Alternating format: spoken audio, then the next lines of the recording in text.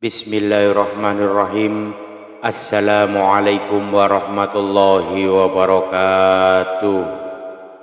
Syukur alhamdulillah kita masih diberi begitu banyak kenikmatan sehingga kita bisa bertemu lagi di channel ini.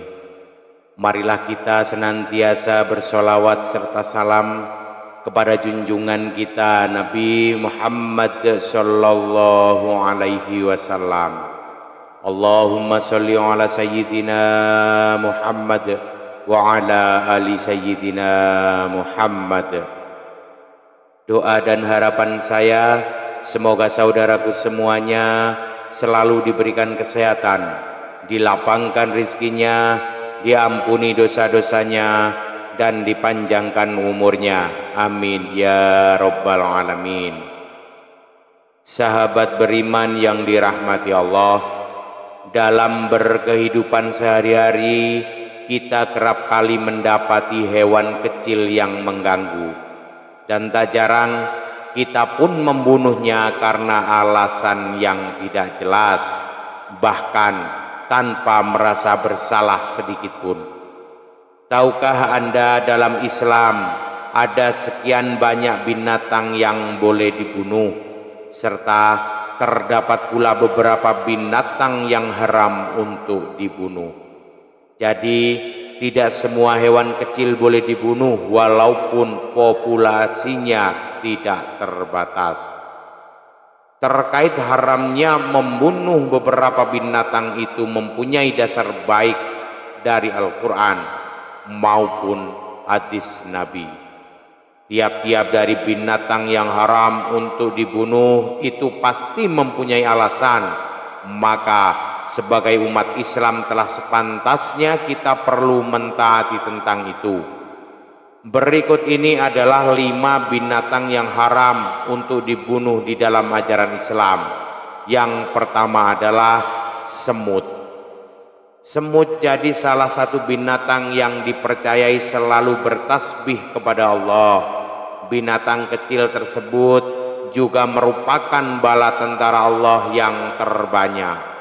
Semut sebagai salah satu binatang yang dilarang untuk dibunuh dalam agama Islam.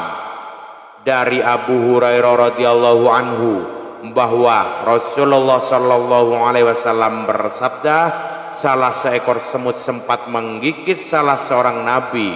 Kemudian Nabi itu menyuruh seseorang untuk mendatangi sarang semut serta membakarnya.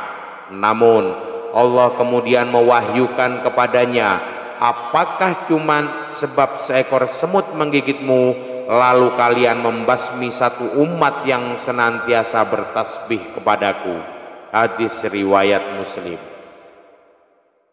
Kadang kita sendiri sering lupa untuk senantiasa bertasbih kepada Allah, tapi kita malah membunuh semut yang notabene senantiasa melakukan ibadah yang sering kita lupakan, yaitu zikrullah dengan bertasbih.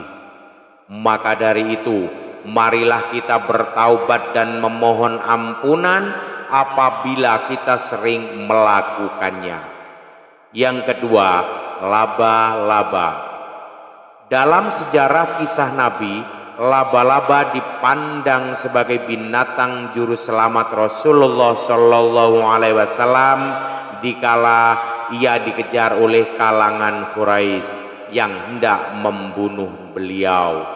Diketahui jika dikala itu Rasulullah bersembunyi di dalam gua dan kalangan kafir Quraisy hampir saja menemukan beliau, tetapi berkat terdapatnya sarang laba-laba sehingga kaum kafir Quraisy beranggapan jika di dalam gua itu tidak mungkin terdapat orang di dalamnya. Rasulullah Shallallahu Alaihi Wasallam kala itu berada di dalam gua Sur yang ditemani sahabat sejatinya Abu Bakar. Mereka bersembunyi dari banyak orang kafir Quraisy yang ingin membunuh Rasulullah Shallallahu Alaihi Wasallam. Orang-orang itu kemudian mendatangi mulut gua guna memastikan apakah betul Nabi Muhammad serta Abu Bakar terdapat di dalamnya. Tetapi apa yang mereka dapati, terdapat sarang laba-laba yang masih utuh sempurna, serta di situ mereka pula mendapatkan 2 ekor burung merpati. Maka mereka amat percaya bahwa di dalam gua tersebut tidak ada orang. Merujuk pada kisah tersebut, sehingga Islam memutuskan kalau tindakan membunuh laba-laba menjadi sesuatu perihal yang tidak dimaafkan atau diharamkan. Maka dari itu, apabila kalian pernah membunuhnya, maka bertaubatlah. Yang ketiga, lebah. Lebah adalah salah satu binatang yang istimewa dalam Islam. Apalagi secara harfiah, lebah digunakan sebagai nama dari salah satu surah dalam Al-Quran, yakni surah An-Nahl. Terselip banyak pelajaran yang terdapat dipetik dari kehidupan lebah. Salah satunya yaitu lebah selalu memakan sesuatu yang halalan thayyibah, rezeki yang baik serta halal, dan perhatikan apa yang dihasilkan penuh keberkahan, yaitu madu yang mempunyai banyak manfaat untuk kesehatan manusia. Mayoritas ulama mengatakan hukum membunuh lebah selevel dengan semut. Dengan landasan itu, pantangan membunuhnya serta pantangan menyantapnya.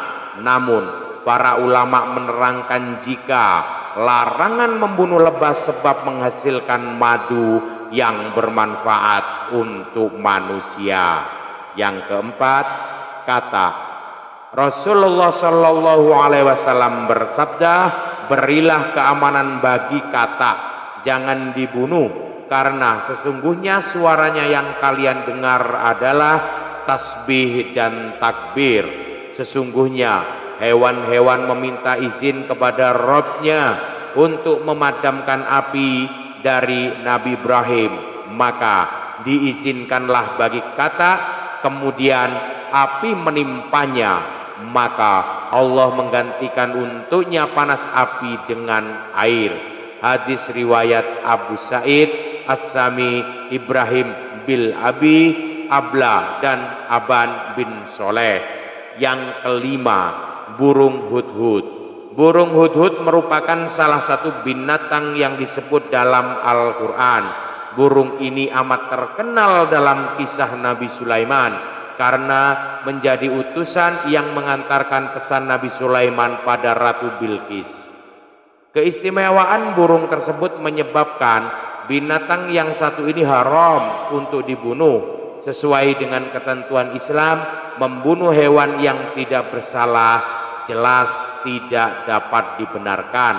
Kita boleh membunuh hewan jika keberadaannya akan mengganggu keselamatan. Maka dari itu, mulailah hari ini untuk berhati-hati dalam bertindak, walaupun itu hanya membunuh hewan kecil sekalipun, karena segala sesuatu ciptaan Allah ada tujuan dan hikmah di dalamnya untuk kehidupan manusia.